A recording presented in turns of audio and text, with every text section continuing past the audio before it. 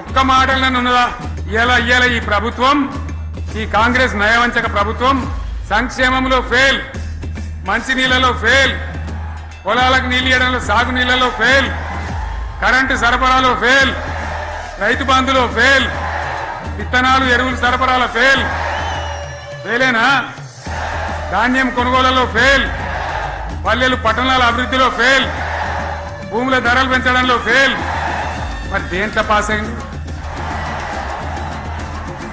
ఎటుపడితే అటు ఒర్రుడు, దేవుళ్ళ మీద ఒట్లు పెట్టుడు, అబద్ధ వాగ్దానాలు చేసుడు,